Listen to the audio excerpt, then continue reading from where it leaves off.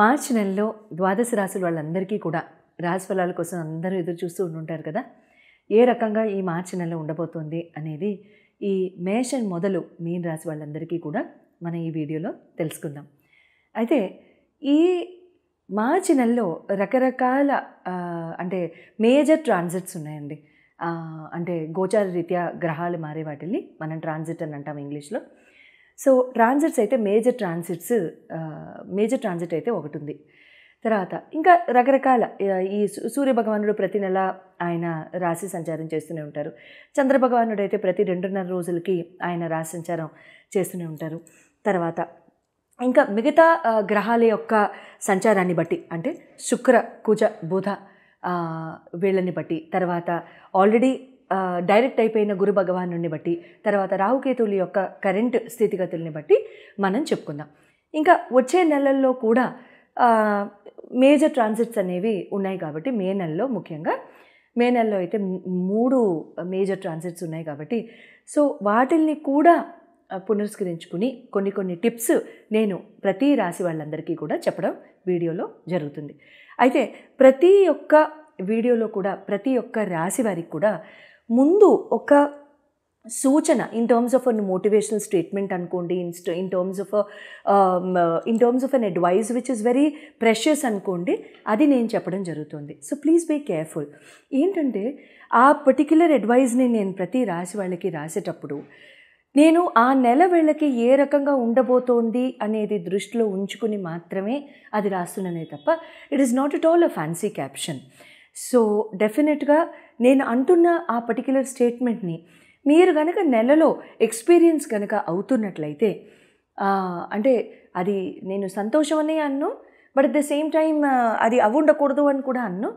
అది అవుతున్నట్లయితే ఈ పర్టిక్యులర్ సూచన ఏదైతే నేను ఇస్తున్నానో ఆ అడ్వైజ్ని చాలా జాగ్రత్తగా దృష్టిలో ఉంచుకుని మీరు లైఫ్ని ఏ మంత్లో నేను ఇచ్చే సూచనని బట్టి రెస్పెక్టివ్గా మీరు ఆ మంత్ని ఆ రకంగా కండక్ట్ చేసుకుంటారని ఆశిస్తూ మరి వీడియోలోకి వెళ్ళిపోదామా. మరి మీన రాశి వారికి మార్చి నెలలో ఏ రకంగా ఉండబోతోందో తెలుసుకుందామా. మరి మీన రాశి వాళ్ళకి నేను ఇచ్చే మోటివేషనల్ టిప్ రానున్న 2.5 సంవత్సరాలకి ఈ నెలతో పాటుగా ఫోకస్ అండ్ ప్లానింగ్ ఈ రెండు కళ్ళు అవ్వాలి.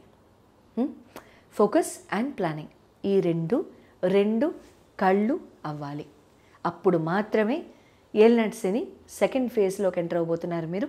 అట్ ద సేమ్ టైం శని ఈ మార్చి నెలలోనే మీ రాశిలోకి ఆ మహానుభావుడు రావడం జరుగుతోంది. సో అదృష్టం అంతా మీదే ఒక రకంగా.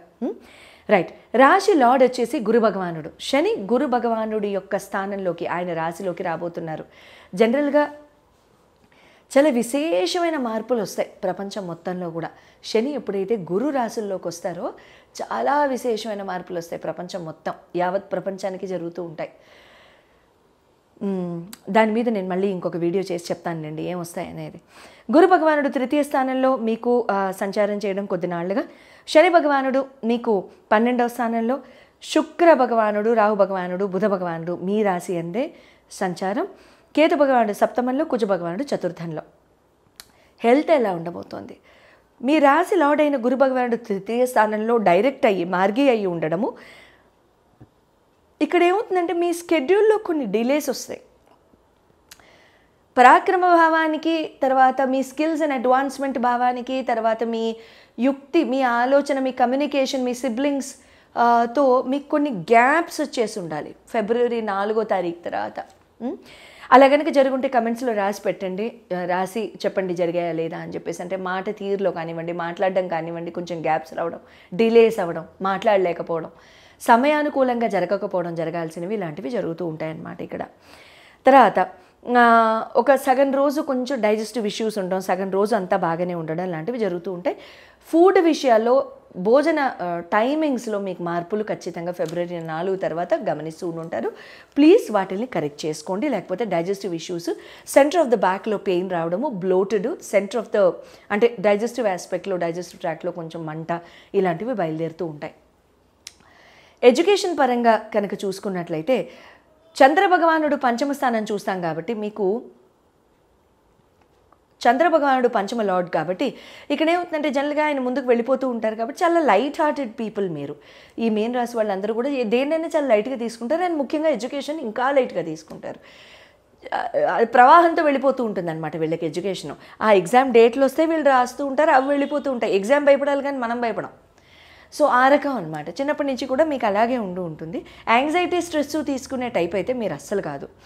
అయితే ఇక్కడ ఏమవుతుందంటే కేతు దృష్టి కూడా మీకు ఉంది కాబట్టి ఇక్కడ కొంచెం మే 18 వరకు కూడా బాగా కొంచెం ఫోకస్ పెట్టి ముందుకు వెళ్ళండి. ఏమాత్రం కూడా ఫోకస్ అనేది వెనక పెట్టద్దు. అందుకనే నేను ఇందాక ఫస్ట్ లైన్లో చెప్పాను మీకు, ప్లాన్ అండ్ ఫోకస్ ఈ రెండు మీ రెండు కళ్ళు అవ్వాలి. ప్రేమపరంగా చూసుకున్నట్లయితే మీకు మళ్ళీ పంచమ స్థానాన్ని చూస్తాం కాబట్టి చంద్రుడు కాబట్టి జనరల్గా మీకు ఎక్స్పెక్టేషన్స్ ఎక్కువ ఉంటాయి. మీ పార్ట్నర్ అంటే మీ బాయ్ ఫ్రెండ్ కానీ మీ గర్ల్ ఫ్రెండ్ కానీ చాలా రొమాంటిక్గా ఉండాలని అనుకుంటారు. అక్కడే మీకు వాళ్ళు ఇలా ఒక 20 లీటర్ల బ్యారెల్ ఎత్తి మీ మీద పోస్తారనమాట. అవునా? అలా జరుగుతుందా? రాసి పెట్టండి కమెంట్స్లో. అలా అయితే అప్పుడు సరదాగా అనడానికి కాదు, లేకపోతే పాయింట్అవుట్ చేయడానికి కాదు, కానీ అలా కనుక అవుతుంటే మీరు ట్రై చేయండి. మీరు ట్రై చేస్తే కనుక అది ఫుల్ఫిల్ అయిపోతుందని నేను చాలా స్ట్రాంగ్గా చెప్తాను మీకు. మ్యారేజ్ పరంగా కనుక చూసుకున్నట్లయితే సప్తమ స్థానం లార్డ్ కనుక చూసుకున్నట్లయితే మీకు బుధుడు అవుతాడు కాబట్టి ఆయన మీకు మీ రాశి అందే ఉన్నారు కాబట్టి ఈ నెల అయితే మీకు చాలా బాగుంటుంది. మంచి అండర్స్టాండింగ్, మంచి కమ్యూనికేషన్, చాలా చక్కగా టైం స్పెండ్ చేయడం, మంచి ఇంటలెక్చువల్గా హస్బెండ్తో కానీ వైఫ్తో కానీ మాట్లాడడం జరగడం, మంచి ఎక్స్చేంజ్ ఆఫ్ థాట్స్ అవ్వడం, భర్త భార్య గురువులు అవ్వడం. అంటే ఒకళ్ళొకరికి మంచి చెడు చెప్పేది అదేగా, వాళ్ళేగా. So intelligent way of talking కానీ intelligent way of handling your marriage కానీ జరుగుతూ ఉంటుంది. కెరియర్ అండ్ బిజినెస్ పరంగా కనుక చూసుకున్నట్లయితే అంటే మీ ఎంప్లాయ్మెంట్ అండ్ బిజినెస్, కుజ భగవానుడు మీకు నవమ లార్డు, గురు భగవానుడు మీకు దశమ స్థానం లార్డ్ అవుతారు కాబట్టి 9th లార్డ్ మీకు కేంద్రంలోనే ఉన్నారు కాబట్టి మంచిదే, ఇబ్బంది అంటూ ఏం లేదండి. గుడ్ న్యూస్, మంచి రిలేషన్స్, మంచిగా అంటే కెరియర్ పరంగా మీరు ఏదైనా ముందుకు తీసుకెళ్తూ ఉంటారు. అంటే కుజ భగవానుడు నవమ స్థానంలో ఉన్నప్పుడు ఏమవుతుందంటే రోడ్ ట్రిప్స్ ఎక్కువ అవుతూ ఉంటాయి. తర్వాత ఏమో కెరియర్ పరంగా మీరు ప్రయాణించి వెళ్ళి నేర్చుకుంటారు ఏదైనా సరే. అంటే ఆన్లైన్ కోర్సులు చేయరు, ఎక్కడికైనా వెళ్ళి చేస్తారు. ఇది కంటిన్యూ అవుతుందన్నమాట. ఫాదర్ సపోర్ట్ ఎక్కువ ఉంటుంది, ఫాదర్ని బాగా పూజిస్తూ ఉంటారు. అంటే ఫాదర్ పరంగా బాగా గౌరవ మర్యాదలు పెరుగుతాయి, వాల్యుబుల్ సపోర్ట్ ఉంటుంది ఫాదర్కి. ఫాదర్ చాలా వాల్యుబుల్ వర్డ్స్ చెప్తారు మీకు. తర్వాత 10th లార్డ్ కనుక చూసుకున్నట్లయితే గురు భగవానుడు ద్వితీయ స్థానంలో ఉండడం డైరెక్ట్ అయిపోయిన తర్వాత కూడా మీకు ఇంకా మంచి జరుగుతుంది కాబట్టి మంచి సాటిస్ఫాక్టరీ లెవెల్స్ ఆఫ్ వర్క్, సాటిస్ఫాక్టరీగా మీ స్కిల్ నేర్చుకున్నాము అనిపించుకోవడం లాంటివి జరుగుతూ ఉంటాయి. అక్కడ రాహు కూడా ఉన్నారు కాబట్టి మళ్ళీ ఇక్కడ డ్రైవింగ్ క్లాసులు కానివ్వండి, లేకపోతే స్క్యూబా డైవింగ్ కానివ్వండి, స్విమ్మింగ్ కానివ్వండి, లేకపోతే ఏదైనా సీషోర్ ప్లేసెస్కి వెళ్ళడం కానివ్వండి, ఇలాంటివి జరుగుతూ ఉంటాయి. అక్కడ స్విమ్మింగ్ నేర్చుకోవడం కానివ్వండి, మళ్ళీ స్క్యూబా డైవింగ్ కానివ్వండి, ఇలాంటివి జరుగుతూ ఉంటాయి. మే 18th వరకు కూడా ఇలాంటి లర్నింగ్కి బాగుంటుందండి టైం అంతా కూడాను. గురు భగవానుడి యొక్క నవగ్రహ స్తోత్రం మర్చిపోకండి, చేయండి. రాహు భగవానుడు కూడా చేస్తూ ఉండండి, మంచి జరుగుతూ ఉంటుంది. రోడ్డు మీద ఉన్న కుక్కలకి అంటే ఆవారా డాగ్స్ అంటాము, అంటే ఎవరు టేక్ కేర్ చేయని ఆ కుక్కలకి ఏదైనా ఫీడ్ చేయడము లాంటివి రోడ్డు మీద విసరకండి, మట్టిలో విసరకండి, పేపర్ ప్లేట్లో కానీ ఇలాంటివి పెట్టండి. కేతు భగవానుడి యొక్క నవగ్రహ మంత్రం కూడా చాలా చక్కగా చేస్తూ ఉండండి. బ్లాక్ అండ్ వైట్ కాంబినేషన్స్ వేసుకోకండి. శుభం భూయాత్.